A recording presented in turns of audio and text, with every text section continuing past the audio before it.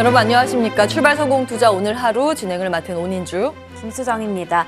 어제 뉴욕 증시 5월의 첫 거래일이었는데요. 10년물 국채 금리가 2018년 말 이후로 처음으로 3%대를 돌파했습니다. 그러면서 장중에 변동성을 나타내기도 했는데 기술주를 중심으로 저가 매수세가 유입되면서 나스닥 지수가 막판에 다시 상승 전환에 성공했습니다.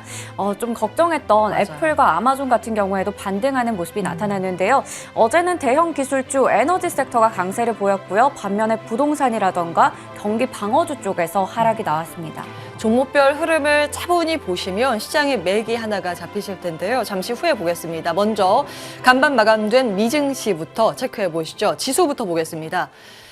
시장 금리에 따라서 움직였던 하루라고 정리해 볼 수 있겠습니다. 그나마 위안이 됐던 건 정말 악몽 같은 4월을 뒤로 하고 5월 첫 거래일에 미증시는 반등에 성공했다는 점입니다.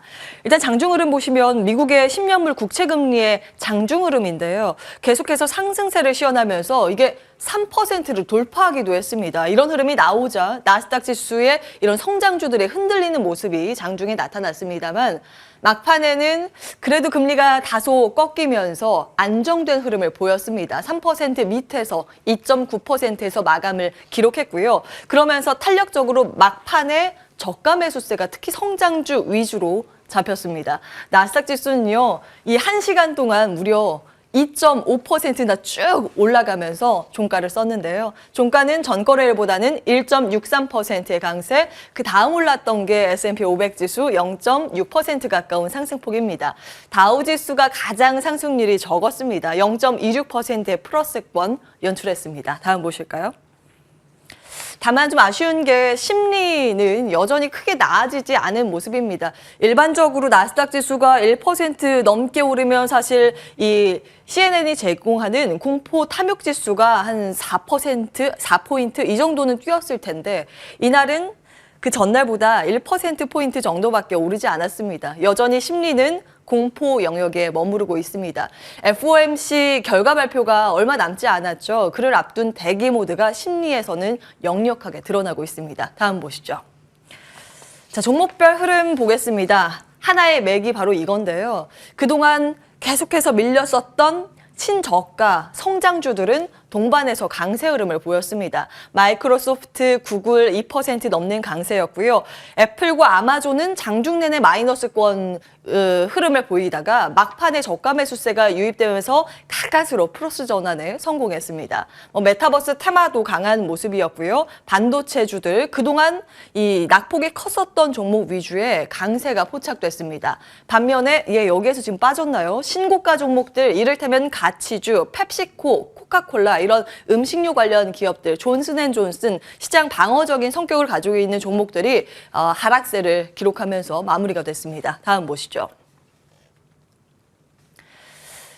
이 와중에 또 우리가 반가운 섹터의 반등세, 바로 반도체가 아닐까 싶습니다. 개별 이슈도 좀 있었습니다.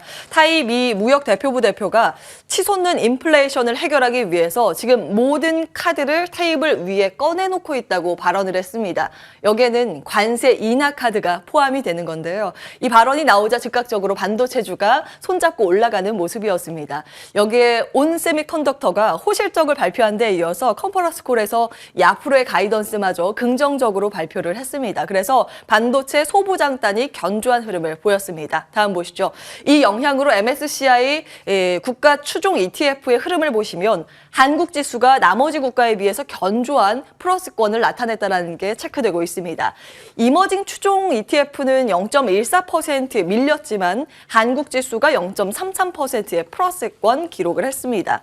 다만 코스피 200 선물이 0.7% 마이너스권을 기록했지만 전일 종가와 환율 수치를 대입해서 종합적으로 따져봤을 때 오늘 우리 시장 출발단에서는 견조한 흐름을 보일 거라는 분석이 나오고 있습니다. 다만 간밤 미증시도 마찬가지인데 그 거래량이 요즘 많이 얕아졌습니다. 매수도 매도도 최근 실종된 흐름이기 때문에 장중에는 우리 시장도 환율의 움직임과 연동해서 수급 상황 체크해 보셔야겠습니다. 일단 미증시와 글로벌 지수 마감 상황까지 체크를 해봤습니다. 여기에 이제 우리 시장에 대해서 산업 분석을 빼놓을 수 없는데요. 다음 화면 보실까요? 산업 분석 앞에 이제 우리 증시에 대한 윤활유 역할을 해줄 것으로 기대되는 이슈가 어제 좀 전달이 돼서 체크를 해보고자 합니다. 대주주 양도 차익 과세 기준이 앞으로 대폭 상향될 것이라는 기대감이 어제 오후에 전해졌습니다. 사실 신정부에서 이런 내용을 추진한다는 보도가 나왔는데요. 구체적으로 얼마나 높일지에 대해서는 아직 나오진 않고 있습니다. 근데 기재부가 이제 대폭이라는 단어를 언급한 것을 미루어 짐작했을 때 현재 보유액이 10억 원인데 한 50에서 100억 원 정도까지 올리지 않을까라는 기대감이 형성되고 있는데요. 여기에 추경호 후보자는 청문회에서 양도세 인하와 함께 주식 거래세 인하도 필요하다는 지론을 계속 밝히고 있는 상황입니다. 증시가 조금 반갑게 화답을 해줬으면 좋겠어요. 다만 이제 민주당의 협조가 관건이겠죠. 네. 이제 산업으로 들어가 보도록 하겠습니다. 어제 단연 우리 시장에서 돋보이는 산업 실적의 성장 모멘텀을 안고 있는 방산주가 아닐까 싶습니다. 맞습니다. 어제장에서 방산주들이 또 일제히 강한 탄력을 나타냈습니다. 특히 이 한국항공우주와 LIG 넥스원은 나란히 52주 신고가를 경신하기도 했는데요. 지금 보이는 그래프가 연중으로 봤을 때 이 오렌지색 부분이 바로 코스피 지수입니다. 코스피 지수가 10%가량 하락하는 동안에 이렇게 방산주들은 견조한 흐름을 나타냈습니다. 바로 깜짝 실적을 연이어 발표했다는 부분도 긍정적으로 볼 수 있겠는데요. 다음 페이지 통해서 깜짝 실적 한번 체크해 보겠습니다. LIG 넥스원은 1분기 영업이익이 505억 원으로 전년 동기 대비해서 295% 늘었고요. 컨센서스를 훌쩍 뛰어넘었습니다. 한화 에어로스페이스도 역시나 1분기 영업이익이 컨센서스를 12% 상회하는 실적을 발표했습니다. 이렇게 실적에 또 영향을 주는 게 바로 또 이 계약이나 이런 해외 수주일 텐데요. 제가 이 방산주를 브리핑한다고 하니까 민영 앵커가 저한테 이 얘기를 꼭 해달라고 하더라고요. 그동안 브리핑을 통해서 여러 차례 슬픈 호황을 강조했었는데 그 부분을 한번 다시 또 얘기를 드립니다. 정말 마주하고 싶지 않은 슬픈 호황인데 이런 부분들이 방산주에게는 실적 개선, 실적에 대한 기대감으로 이어지고 있는 상황입니다. 특히 이 방산업체들은 수출이 증가하게 되면 수익성이 개선되는데요. 내수용의 경우에는 무기와 원가가 공개되기 때문에 매출의 총이익률이 10% 안팎으로 제한이 되는데 반면에 수출은 해당 국가와 협상하기 때문에 이 수익성 개선이 좀 더 크게 나타난다는 점을 들 수 있습니다. 그리고 한국항공우주는 이렇게 호재가 어제 전해지기도 했습니다. 콜롬비아 공군이 동사의 이런 신형 훈련기를 좀 선정을 했다라는 얘기가 나왔고요. 매수세가 어제 집중되면서 52주 신고가를 기록했습니다. 또 LIG 넥스원도 역시나 천궁2의 수출 계약 소식이 전해졌고 또 하나 디펜스도 지난 2월에 이렇게 수출 계약 호재가 나오면서 연이어서 해외 수주 소식이 들려오고 있는 상황입니다. 그리고 신정부의 이 정책 모멘텀도 역시나 무시할 수가 없죠. 기대감이 여전한 상황인데요. 안철수 대통령직 인수위원회 위원장이 어제 주말에 한국항공우주산업을 방문했다라는 또 이야기가 나왔고요. 또 우주산업을 더욱더 강화하겠다, 육성을 하겠다 이런 얘기가 나오면서 어제 관련주들은 더 힘을 받았습니다. 그리고 일부 언론에서 보도된 내용인데요. 한미 산호 국방 조달 협정을 체결하겠다라는 이야기가 나왔습니다. 그러면서 국내 방산업체들이 미국의 무기 사업에 참여할 계획이고 미국산 우선 구매법을 적용하지 않음으로써 가격 경쟁에서 불이익을 피할 수 있다라는 얘기가 나왔습니다. 이렇기 때문에 지금 실적 개선에 대한 기대감 그리고 신정부 정책 모멘텀까지 안고 가는 방산주인데요. 증권가에서는 여러 종목들 가운데서도 이 종목을 꼽고 있었습니다. 바로 LIG 넥스원인데요. 증권가 6곳에서 지난주 금요일부터 주말 사이에 리포트를 좀 쏟아냈더라고요. 총 6곳이 모두 다 LIG 넥스원에 대해서 목표 주가를 줄줄이 상향 조정했습니다. 크게 보시면 3가지 이유를 꼽고 있었는데요. 풍부한 수주 잔고 그리고 천궁2의 수출이 본격화된다는 점, 또 실적 개선에 대한 기대감을 드러내고 있었습니다. 그렇다면 이 방산주 최근에는 증권가에서 이제는 내수주가 아니라 성장주로의 인식이 전환이 되고 있다라는 이야기가 나오고 있는데 이 방산주에 대해서 좀 섹터별로 대응 전략을 세워볼 필요가 있을 것 같아요. 그동안 워낙에 좀 많이 올랐기 때문에 밸류에 대한 부담이 있을 것 같지만 하지만 실적이 뒷받침해주면서 주가는 탄탄한 튼튼한 체력을 보여주고 있는 상황입니다. 또 전망도 좋고 증권가에서 목표 주가도 줄줄이 상향 조정하고 있는데 방산주 어떻게 접근하면 좋을지, 신규 접근 가능한지, 또 탑픽 종목은 혹시 또 증권가에서 얘기했던 LRG 넥스원과 일치하는지 진만쌤께 여쭤보겠습니다. 네, 방산주에 대해서 쭉 보셨는데 한 가지 키워드가 실적이었습니다. 그리고 올해의 최대 실적이 예상되는 또 다른 섹터가 엔터가 아닌가 싶은데요. 특히 올해 유례 없는 사상 최대 실적이 예고되고 있는 상황, 오늘부터 하이브를 시작으로 실적 발표가 줄줄이 예상이 되고 있습니다. 예상 영업이익 기입을 해봤습니다. 1분기에 하이브는 438억 원 기록하면서 그 전년 같은 기간보다 90% 이상 성장할 것으로 컨센이 맞춰져 있고요. JYP엔터도 그 전년보다 40%가량의 성장 기대가 되고 있습니다. 일단 예상치보다 웃도는 실적이 나올지 여부가 중요하겠습니다. 다음 보시죠. 실적이 기대되는 이유는 크게 두 가지입니다. 매크로적인 변수인데 여기에서 비교적 자유롭다라는 거겠죠. 긴축 이슈입니다. 사실 금리 인상기에 우리는 놓여 있습니다. 그 금리 인상기에 고금리로 자금을 조달받아야 하는 기업들은 부담이 될 이슈인데 엔터 4사는 순현금 구조를 갖고 있기 때문에 모두 마찬가지입니다. 그래서 이자 비용 문제가 적다는 장점이 꼽히고 있는 상황이고요. 인플레이션, 일종의 컨텐츠 가격이 좀 비싸지고 이걸 만드는데 제작 비용이 올라가는 그런 상황인데 이 가격 전가력이 특히 팬덤의 로열티가 높기 때문에 엔터 4사가 풍부한 매력을 가지고 있다는 평가가 나오고 있습니다. 두 번째로는 오프라인 공연 재개 소식이죠. 실제로 BTS가 미국에서 최근 4회 공연을 했는데 여기에서 얻은 매출만 1,300억 원 이상을 거뒀다고 합니다. 그러니까 공연 한 회당 320억 원 이상씩 벌어들인 셈입니다. 다음 보시죠. 결국 이것도 리오프닝에 대한 기대감이라는 건데요. 근데 아이러니하게도 거리두기가 전면 해제됐을 그 당일에 주가는 부진했습니다.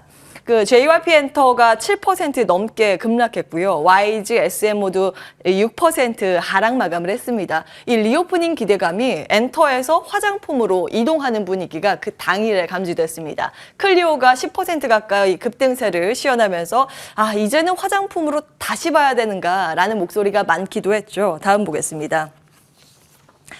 엔터주의 차익 실현이 큰 모습이었는데 이걸 한 달간 데이터로 기록을 해봤더니 더욱더 처참했습니다. 하이브가 20% 넘게 급락했고 SM과 YG엔터테인먼트도 20% 안팎의 마이너스 수익률을 기록했습니다. 이 같은 기간 코스닥 지수가 4% 빠진 걸 감안했을 때 정말 아쉬운 흐름이었고요. 그나마 JYP엔터가 신고가 달리다가 고점 대비 살짝 밀린 정도였습니다. 5.6% 마이너스를 위안을 삼아야 할까요? 다음 보겠습니다. 자, 모든 종목이 그렇겠지만 불확실성이 클 때 주가의 변동이 큰 상황이죠. 현재 엔터 업종이 딱 그렇지 않을까 싶습니다. 변수들 쭉 기입을 해봤는데요. BTS의 군입대 이슈, 참 어떻게 결론이 나올지 긴장하고 있는 상황입니다. 그리고 블랙핑크는 이 완전체 컴백이 2020년 10월 이후 없는 상태입니다. 도대체 언제 컴백할까? 많은 팬들이 목 빠지게 기다리고 있는 상황이죠. SM 같은 경우에는 그 매각 일정이 1년 넘게 지연되고 있습니다. 지금 CJ, E&M과 카카오 계열사가 후보로 물망에 오르고 있긴 하지만 진전이 없어서 사실상 지루한 이슈로 지금 치부받고 있는 상황입니다. 이런 것들을 제외하면 JYP엔터가 4월 주가 선방한 이유가 딱 명확하게 드러나지 않을까 싶은데요. 기업별로 올해 일정들 쭉 한번 보시죠. 이제 엔터는 IP가 중요하기 때문에 소속 아티스트들의 이 프리미엄이 중요하겠습니다. 한번 쭉 확인해 보시고요. 하이브는 BTS 6월 컴백 확정이 돼 있습니다. 그리고 르세라핌이라는 여자 아이돌 신인 걸그룹입니다. 어제 데뷔를 했던데요. 반응은 좋더라고요. JYP엔터는 스트레이키즈, 트와이스 등 주목을 받고 있는 상황. SM과 YG엔터 각각 일본 투어 확정이 돼 있는 상황입니다. 참 엔터 4사 이슈들을 쭉 보셨는데 과연 이 실적 기대와 여전히 남아있는 불확실성, 그 사이에 우리는 어디에 주목해야 될까요? 잠시 후에 진만쌤과 이야기 나눠보도록 하겠습니다. 네, 이번에는 가나안가나 좀 간단하게 살펴보도록 하겠습니다. 어제 제가 브리핑을 해드렸던 방산주 이외에도 또 강했던 부분이 바로 신정부 정책 모멘텀의 UAM 관련주인데요. 또 급등세가 나왔습니다. 베셀 같은 경우에는 장중에 상한가를 또 기록하기도 했는데 이 부분 그리고 철강주들 지금 CPTPP 가입 기대감 지속에 계속해서 주가는 관심을 받고 있습니다. 대형주, 중소형주 모두 강세를 나타내고 있는 상황이고 마지막으로 펄어비스, 이 검은 사막 모바일의 중국 진출이 좀 부진했습니다. 그런 가운데 주가는 뚝 떨어졌었는데 244억 규모의 어제 자사주 소각 결정을 냈거든요. 향후 주가 전망 좀 여쭤보려고 합니다. 이렇게 세 가지 중에서 시간이 된다면 한 가지 질문 드려보도록 하겠습니다. 예, 볼 내용이 참 많습니다. 자리에 옮겨서 구체적인 투자 판단 받도록 하겠습니다.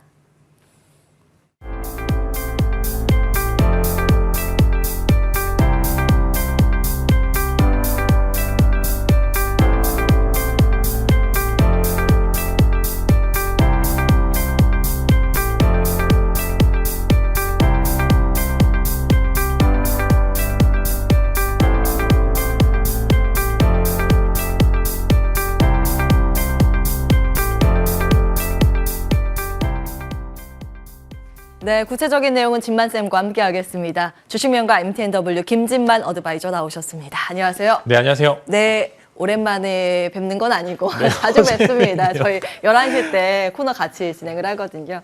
자, 추가적인 이 산업 분석 한번 구체적으로 듣도록 하겠습니다.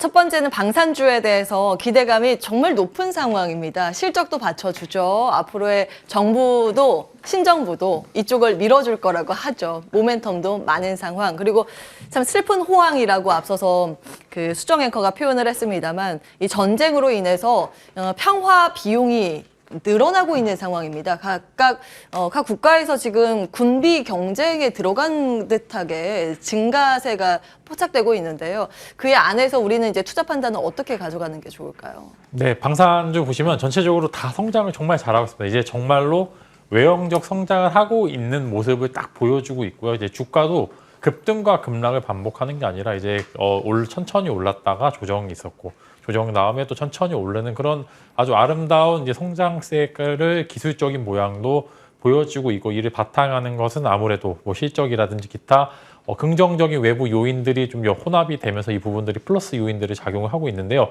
그냥 일단은 너무 많이 올랐습니다. 일단 그 부분만 좀 부담인 것을 제외하고는 산업 전반에 대한 올해의 성장성도 의심할 여지가 없는 그런 상황이지만 많이 올랐기 때문에 신규 매수하기는 그렇게 매력적이지는 않을 수도 있겠다라는 게 제 투자 포인트로 말씀을 드리겠고요. 너무 외부적 환경이 좋다 하더라도 주가는 무조건 오르진 않습니다. 한국의 대부분의 기업들이 좋다고는 하지만 실제로 이런 부분들이 주가에 반영되지 못하는 부분들이 굉장히 많기 때문에 좋다고 무조건 오르는 것은 아니다. 그래서 저라면은 현재 구간에서는 매수보다는 기존의 보유자분들의 영역이다라는 말씀을 드릴 수 있고 워낙 올해도 이벤트가 많기 때문에 한 번 정도의 조정폭이 있다면은 충분히 그때 매수하셔도 늦지 않겠다. 현재 구간은 보유자분들의 영역으로 얼마까지 오르는지 그 여부만 체크를 해보시는 게 좋을 거고 지금 신고가를 계속 갱신하는 종목들이 굉장히 많고 대표적으로 한국항공우주와 LIG 넥스원에 보시면은 계속적으로 신고가를 전고점을 계속 탕하라는 모습을 보여주고 있기 때문에 계속적으로 고가의 행신 때마다 분할 매도의 시점으로 일단은 보시면 좋을 거고 저는 분명히 싸게 살 수 있는 기회는 다시 한번 온다라는 포인트로 접근을 할 수 있을 거고 한국항공우주는 적정 매수가로는 4만 원에서 4만 2천 원 올 때는 한 번 정도 매수해 보시면 좋고 기보유자분들께서는 목표가로는 5만 5천 원을 제시를 드릴 수 있을 것 같고요. 이어서 이제 LIG 넥스원 같은 경우에는 적정 매수 밴드는 7만 4천 원에서 7만 7천 원 구간, 목표가로는 9만 7천 원을 제시를 드리면서 기존의 보유자분들과 신규 매수자분들의 좀 별도의 투자 포인트로 접근을 해보시면 좋겠다라는 말씀을 드리도록 하겠습니다. 예, 달리는 말에 올라탈 때는 아니라고 보셨습니다. 다만 좀 기다리면 조금 더 매력적인 가격이 올 것이다. 이런 관점에서 지켜보는 관점이신 것 같아요. 다만 이제 두 가지 강한 그 대장주를 꼽아주셨어요. 한국항공우주와 LIG 넥스원 체크를 해보겠습니다. 이제 방산주에 대해서는 분할 매도 관점이라고 하셨잖아요. 근데 이건 어때요? 엔터주는 신고가 달리다가 고점 대비했을 때 한 20%, 10% 지금 쉬고 있는 상황인데 다시 매수 구간에 접어들었다고 보시는지요? 저는 조금 회의적으로 보고 있어요. 저는 조금 예. 이제 그러니까 주가의 상승 여력이 있을 수도 있겠지만 그 탄력이 신고가를 만들기에는 조금 부족하다는 게 제 포인트인데요. 일단은 네. 제 같은 경우에는 뭐 워낙 많이 올랐습니다. 사실상 현재 주가는 코로나19 이전의 주가보다 훨씬 더 많이 올라온 주가입니다. 그만큼 기대감이 주가에 너무 많이 반영이 되어 있고 뭐 실제로 매출과 영업이익이 나온다고는 하고 있지만 그렇다고 하더라도 현재 주가를 대변해 줄 수 있는 그런 매출과 영업이익은 아니라라는 제 투자 포인트를 말씀을 드릴 수 있을 것 같고 저는 이제 지금 보고 있는 엔터주들이 대부분 오프라인 공연에 대한 기대감으로 오르고 있는데 실제로 지금 공연이 진행이 되고 있지 않던 게 아니라 온라인으로 이미 공연이 많이 진행이 되고 이 부분이 많이 매출과 영업이익이 나오면서 현재 주가를 대변해주고 있기 때문에 오프라인 콘서트는 오히려 엔터주 입장에서는 부담이 될 수도 있습니다. 이제 뭐 당연히 공연장도 이제 대관을 해야 되죠. 거기다 과연 얼만큼의 팬들이 올지 여부, 불확실한 그런 요소들을 많이 포함하고 있기 때문에 이 부분에 있어서 너무 이제 큰 성공을 확신을 할 수 없다라는 게 제 의견이고 그다음에 지금 항공주랑 비슷한 의견인데 항공주가 정말 영업이익과 매출액이 잘 나옴에도 불구하고 주가는 지지부진한 이유 중에 중간에 하나가 이미 화물 쪽에서의 어느 정도 매출로 인해서 영업이익이 나왔던 상황이기 때문에 이게 여객으로 전환됐을 때 과연 얼만큼의 매출과 영업이익이 추가적으로 되는지 불확실하기 때문에 주가는 안 간다. 저도 엔터주도 이런 부분에 있어서 비슷한 뷰로 여기 현재 주가에서 과연 신고가를 갱신할 수 있을지 여부가 굉장히 불확실하기 때문에 현재 싸다고 지금 어느 정도 조정 구간에 있다고 매수하시지 마시고 저라면은 돌림목에서 돌리고 나서 들어가도 늦지 않겠다는 말씀과 함께 조금 엔터주들은 성장 시기에 조금 부담이 될 수도 있다. 이미 주가는 호재에 있어서 많이 반영을 했기 때문에 그렇게 매력적인 섹터는 아니다라는 말씀을 먼저 말씀을 드리겠습니다. 나라면 더 싸질 때까지 기다릴 거다 이런 네. 관점이시네요. 근데 오프라인 공연 재개하잖아요. 그러면서 온라인이랑 하이브리드 공연으로 재개를 하는데 이제 팬덤층이 굿즈를 산대요. 그래서 네. 그 매출 때문에 BTS도 이제 매출이 굉장히 많이 늘었다라는 얘기는 있는데 아직은 아니라고 보셨어요. 그 전에 예전에 제가 한번 설명을 드렸었는데 네. 이제 1분기 보고서를 보시면은 특히 엔터주 같은 경우에는 재고 자산이 많이 잡혀 있습니다. 이제 분기 보고서 보면은 다 나와 있는데 엔터주들의 주요 지표가 재고 자산이 얼만큼 남아 있는지 즉 이 부분들이 보시면은 재고 자산이 즉 말씀드린 굿즈의 악성 매물대가 될 수도 있기 때문에 이런 부분들 JIP가 상대적으로 악성 재고가 적다고 합니다. 즉 재고 자산이 굉장히 적고 굿즈를 정말 잘 팔았다고 합니다. 그래서 예. 지금 매출과 영업이익 저는 JIP는 저는 고점 한번 계속 갈 것 같아요. 만약에 본다면 예. 저는 JIP 엔터를 먼저 보일 것 같고 그다음에 아까 이제 그 엔터 미스터리 이제 그거 간단하게 미스터리에 얘기하면 안 걸린 한 기업이 JYP 네, JIP는 엔터예요. 저라면은 66,200원이 저는 고점 한번 도전할 수 있는 유일한 기업이라는 말씀을 드릴 수 있을 것 같고 하이브는 저는 부정, SM도 부정. JIP는 긍정 이렇게 조금 차별적으로 좀 말씀드렸고 다 분기 보고서 봤는데 예. JIP만 재고 자산이 줄어드는 모습을 보여주기 때문에 그만큼 굿즈를 잘 팔았다. 나머지는 조금 재고 자산이 있었다라는 그런 의견을 제시를 드리겠습니다. 사업을 잘했군요. 네, 사업을 JYP 잘했습니다. 엔터를 엔터 4사 중에서 탑픽으로 보셨어요. 그러면 우리 시장에서 오늘 좀 중요하게 봐야 할 부분이 뭔가 이제 이 공으로 넘겨가겠습니다. 네. 산업보다는 사실 지수가 요즘 너무 많이 흔들려가지고 어디에 초점을 맞춰야 할까 고민되는 요즘이기도 하거든요. 어떤 관점이세요? 네, 일단은 저 같은 경우에는 이제 하방보다는 저는 이제 상방을 이제 저는 예. 이제 그런 그림을 그리고 있기 때문에 저는 이 부분에 있어서 이제 여러 가지 주요 지표를 봤었을 때 여기서 더 사실 미국장이 빠진다 하더라도 그렇게까지 한국장이 많이 빠지지 않는 모습을 보여주고 어제 사실 굉장히 걱정하신 분들도 많았음에도 불구하고 지수는 결국에는 양봉 마감을 했습니다. 즉 3일 연속으로 좀 밀리긴 했지만 결국에는 빨간색으로 마감을 한 모습을 보여주고 있었기 때문에 저라면은 환율이 어느 정도 긍정적인 요소가 된다면 코스피 같은 경우에는 박스권에서 계속적으로 왔다 갔다 즉 박스권 하단인 2,600 구간에 왔을 때는 대형주 위주의 좀 매수세를 동반을 하는 모습을 보여주면 좋고 지금은 수익률보다는 수익금을 극대화할 수 있는 정말 좋은 시기라면 저라면 2,600이 온다면은 예. 예, 레버리지를 써서 저라면은 정말 큰 베팅을 한번 해볼 수 있을 만한 좋은 구간이라고 보시면 좋고 지금 이제 코덱스 200 선물 인버스 소위 말하는 곧버스 이야기가 나오고 있는데 예. 제가 시장의 반등 포인트로 잡는 주요 원인이 이 종목이 개인이 3일 연속으로 순매수를 하면 저는 상방을 봅니다. 오, 예. 그렇기 때문에 만약에 지금 보고 계신 분들도 이 코덱스 200 선물 인버스의 개인 매수세가 3일 정도 연속이 된다면은 한 번 정도 지수가 강한 반등이 있을 수도 있겠다라는 말씀과 함께 안타까운 얘기는 정말 냉정하지만 안타까운 얘기를 말씀을 드리면은 개인 투자자들이 매수하는 종목이 떨어지는 이유가 뭔지를 좀 보셔야 되고 이런 현명한 투자자분들께서는 개인 투자들과 함께 하시기보다는 기관과 외국인 투자자들의 등에 얹어서 그 사이에 있는 수익을 대변을 할 수 있는 그런 투자 방법을 잡는 게 굉장히 좋기 때문에 다들 아실 겁니다. 내 종목이 오늘 개인이 많이 샀네. 내일은 어려울 수도 있겠구나. 이렇게 포인트 접근을 하신 분들이 많은데 개인 투자자분들께서는 이런 부분들에서 여러 가지 포인트, 지수 상방을 얘기하는 여러 가지 포인트를 잘 접근을 해보시면 조금 나오고 있는데 예. 코스피는 2,660에서 2,800포인트, 코스닥은 880에서 950포인트의 박스권 장세가 이어지기 때문에 하단에 있으면 좀 적극적으로 매수하셔도 됩니다. 지금 예, 코스피는 하단에 위치를 하고 있기 때문에 저라면은 적극적으로 매수할 수 있는 찬스라고 보고요. 코스닥 같은 경우는 조금 더 하방을 열어두고 보시는 게 좋을 것 같다라는 말씀을 드리도록 하겠습니다. 앞에 자막에 인버스 2배짜리 네. 나갔는데 그 매수하라는 게 아니라요. 매수하는 게 아니라, 네. 예. 코덱스 200 선물 인버스 2X 이거는요. 네. 곧버스라고 하죠. 요게 개인이 한 3일 연속 많이 산다. 그러면 그때 이제 지수 바닥을 잡은 신호로 보셨어요. 이제 역발상 전략인데 그때 그러면 빚내서라도 나는 큰 종목 산다 하셨잖아요. 네. 코스피 기준으로 2,600선.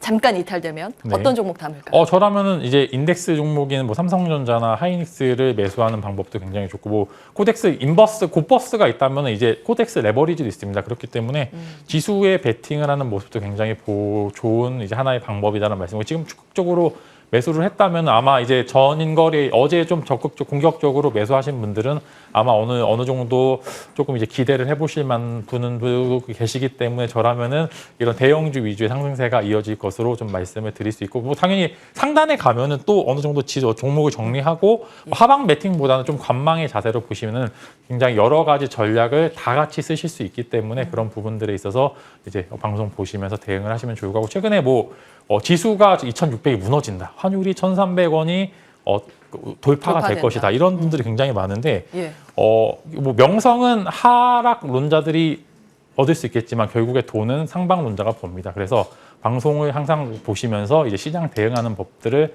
계속적으로 체크를 해보시면 좋을 것 같다는 말씀까지 드리도록 하겠습니다. 맞아요. 하방론자는 명예를 얻고 낙관론자는 수익을 챙긴다. 네. 이런 얘기가 있는데 우리는 낙관의 관점으로 시장이 급락할 때 오히려 매수를 하자라는 관점, 특히 이제 지수 추종 ETF 혹은 지수랑 밀접하게 움직이는 삼성전자, SK, 하이닉스 담자 이 의견 주셨습니다. 그러니까 지수 반등에 베팅을 해서 또 많이 오르면 파는 전략, 사고 파는 그런 전략 주고 계세요. 네, 이렇게 시장의 전체적인 대응 전략까지 체크해 봤습니다. 가난은 세 가지가 있는데 UAM, 철강, 그리고 펄어비스 어떤 거 볼까요? 사실 하나만 하면 펄어비스를 제가 좀 할 거 싶은데요. 너무 사실 속상해요. 사실 코스닥 시총 4위 종목이었거든요. 예. 근데 그럼에도 불구하고 사실 저는 지금의 하락은 너무 과하다라는 말씀을 드릴 수 있을 거고 사실 뭐 어느 정도 공매도 영향이 있기는 하지만 아직은 바닥이 잡히지 않았다라는 게 적은 포인트입니다. 저라면은 지금은 안 살 것 같습니다. 저는 돌리고 사도 늦지 않다라는 말씀과 함께 혹시나 너무 빠졌는데 사고 되겠구나라는 그런 의견들은 싸다라는 관점은 누가 보느냐에 따라서 굉장히 다릅니다. 그래서 이런 부분들이 조금 이제 너무 바닥이라는 그런 낙관이 있어서 매수를 하게 될 경우 한 번 정도 바닥이 뚫릴 수 있기 때문에 저라면은 좀 조정과 횡보가 있는 이후에 사실 수 있다라는 부분과 함께 만약에 보유자분들께서는 조금 지금은 매도하기 늦었습니다. 매도하기 늦었기 때문에 지금 탈출하시기보다는 조금 더 여유를 가지고서 조금 이제 안 본다든지 아니면 조금 기다리는 모습을 보여주면 좋겠고, 어제 뭐 자사주 소각 이야기가 나왔는데 좋은 긍정적인 신호긴 하지만 어제도 사실 개인 투자들이 그런 부분들에서 공격적으로 매수를 하신 분들이 굉장히 많기 때문에 저라면은 횡보 여부를 조금 더 지켜보시고서 그 이후에 매수하셔도 늦지 않겠다. 사실 저는 국내에서 펄어비스가 갖고 있는 기술력은 굉장히 인정을 하고 있습니다. 그렇기 때문에 한 번 정도 횡보가 있었을 때는 그때 한번 방송에 따로 언급을 드리도록 하겠습니다. 예, 자사주 소각 결정도 했는데 아직까지 이제 매수의 신호까지는 보지는 않으셨어요. 이제 버텨야 될 구간이다. 기보유자에 대한 투자 전략 점검해 주셨습니다. 자, 이렇게 펄어비스 이슈까지 들여다봤는데요. 네. 사실 오늘 저 진만쌤 나오신다고 하셔가지고 네. 트레이딩 잘하시잖아요. 그래서 네. 뭔가 신박한 종목을 주실 줄 알고 기대를 하고 나왔단 말이에요. 네. 예, 그런데 이제 지수 대응 막 이런 것만 주시니까 그리고 네. 앞에서 투자주수 세븐에서 뽑은 이슈도 지금은 매수할 때 아니라고 하시니까 네. 조금 실망스럽긴 한데 네. 예, 가족끼리도 트레이딩 잘하신다면서요. 아, 그죠. 네, 잘하고 있고요. 이제 어제도 사실상 저희는 했습니다. 저희는 이제 좀 지수 상방에 베팅을 좀 했어요. 저희는 이미 하셨군요. 네, 레버리지에서 사실 이제 미국 지수도 여기서 더 밀리면 금리 인상을 못 합니다. 사실 그렇기 때문에 이런 포인트로 이제 여러 가지 지표를 보고 이 지표가 종합이 돼서 데이터를 뽑아서 승률로 사실 계산을 하기 때문에 저라면 어제 오늘이었으면 적극적으로 베팅을 했고 만약에 또 이제 오늘 이번 주 목요일 날 FOMC가 있기 때문에 그 전까지 올랐으면 또 떨어질 가능성도 굉장히 존재하고 이제 미국도 그렇고 국내도 그렇고 하락도 제한이 되어 있고 상방도 제한이 되어 있는 박스권 장세이기 때문에 오히려 정말 주식하기는 좋은 시장일 수도 있습니다. 그 안에서 어떤 테마성 이슈가 돌지 혹은 어떤 시적주가 바닥에서 올라올지 여부는 굉장히 존재하고 오히려 이제 상방이 막혀 있는 게 하방이 막혀 있는 게 주식하기는 가장 좋은 신호와 함께 지금 잘 배워두면 평생 쓸 수 있는 그런 기술로 이제 오기 때문에 언제든지 이제 노란톡방에서 참여를 하셔서 좋은 정보 받아가시면 좋을 것 같습니다. 아니, 제 질문에 이게 잘 빠져나가셨는데 품속에 고이 간직하고 있는 종목 하나 있을 것 같거든요. 그거만 이게 뱉고 가시죠. 저라면은 만약에 어제 이제 에코프로비엠이 굉장히 실적을 발표하는데 호실적을 발표를 했고 테슬라도 지금 기가팩토리 다시 돌고 있기 때문에 만약에 시장이 턴하면은 당연히 2차 전지 쪽에 수급이 강하게 나올 것으로 전망을 하고 있고 이제 코스닥 같은 경우 조금 일부 밀렸기 때문에 오히려 이제 이런 긍정적인 시그널이 합쳐진다면은 저라면은 2차 전지 위주로 에코프로비엠이나 LNF 대장주들의 품격이 계속적으로 보여줄 것 같다라는 말씀을 한 번 정도 신고가를 다시 트라이할 수 있는 모습이 있기 때문에 저라면은 만약에 지수가 턴한다면 코스닥 지수가 턴한다면 당연히 2차 전지 위주로 에코프로비엠이나 LNF 뭐 많이 올랐다고는 하지만 저는 충분히 더 오를 수 있을 가능성이 존재를 한다라는 말씀을 드리도록 하겠습니다. 예, 구체적인 뭐 가격 전략은 다른 채널을 통해서 말씀을 해주실 것 같고요. 예, 배터리 앞으로 끝난 게 아니다. 주목을 해보자라는 내용으로 마무리하겠습니다. 주식명가 MTNW 김진만 어드바이저 함께했습니다. 고맙습니다.